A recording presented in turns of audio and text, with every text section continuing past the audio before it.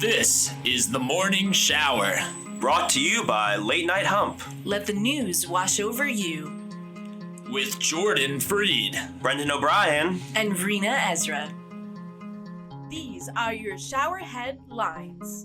The U.S. is reopening borders to vaccinated travelers today after 20 months of being closed to many countries, including the UK, Brazil, China, India, South Africa, and most of Europe. The travel ban was first put into place by former President Donald Trump in March 2020, briefly lifted when he left office, then reinstated by Biden. And if you were worried that your uncle was going to go off on a rant about the illegals entering the country through the border during his drunken rant on Thanksgiving, have no fear. The United States will be sure to keep people from crossing the border if they're coming from Mexico, because the U.S. doesn't fuck with anyone who isn't a wealthy tourist looking to fuel their capitalist machine. The astronauts who will depart the International Space Station on Sunday will be stuck using diapers on the way home because of their capsule's broken toilet.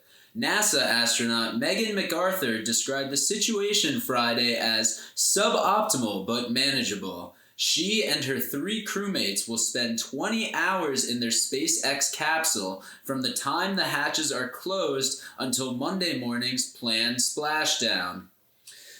It's bad, but it's a lot better than Blue Origin, where I've heard Jeff Bezos makes his astronauts pee in bottles. A New York City marathon runner who apparently collapsed with just 200 meters left was helped across the finish line by strangers.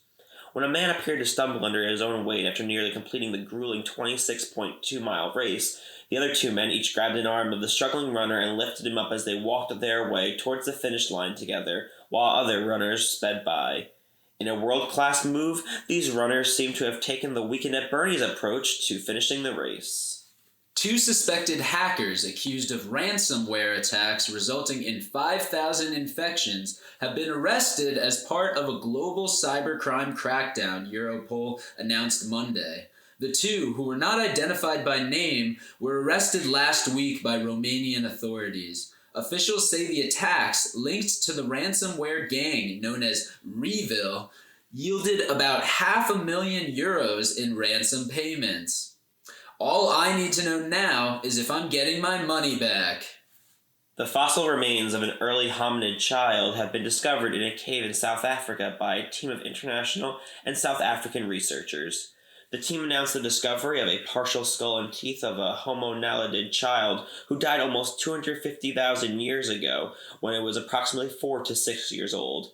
Hominid child, what are you doing? Wake up! It's been 250,000 years! You're going to be late for school!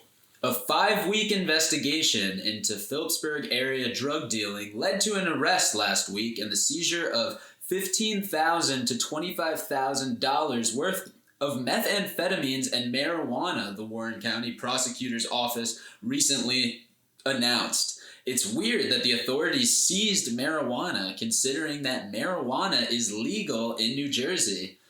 And then, is it really a crime to want some meth to keep you energized after a morning toke? Vin Diesel is calling on Dwayne "The Rock" Johnson to end their highly publicized feud and rejoin the Fast and the Furious franchise for the franchise finale. The 54-year-old actor, who plays Dominic Toretto in the movies, extended an olive branch on Sunday by sharing an open letter on Instagram directed at his former co-star. While we all wait to see if Vin Diesel's public plea to Dwayne Johnson works, in anticipation of how this will all shake out, I'd say we're all fast and curious. Amazon is making headlines in New Jersey once again. The online retail giant is planning to open 2 Amazon Fresh grocery stores at the Jersey Shore. One of the stores will be located along Route 35 in Holmdale, and the other will replace a former Toys R Us on Route 35 in Eatontown.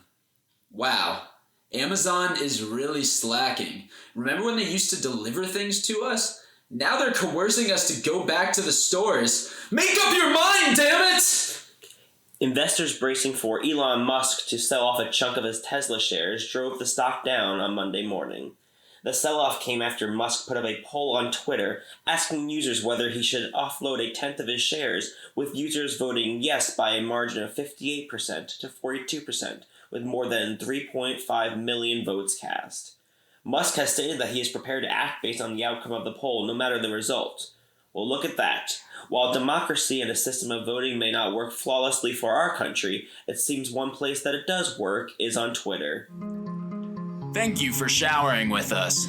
Lather, rinse, repeat every day before noon. Scrub-a-dub-dub at latenighthump.com.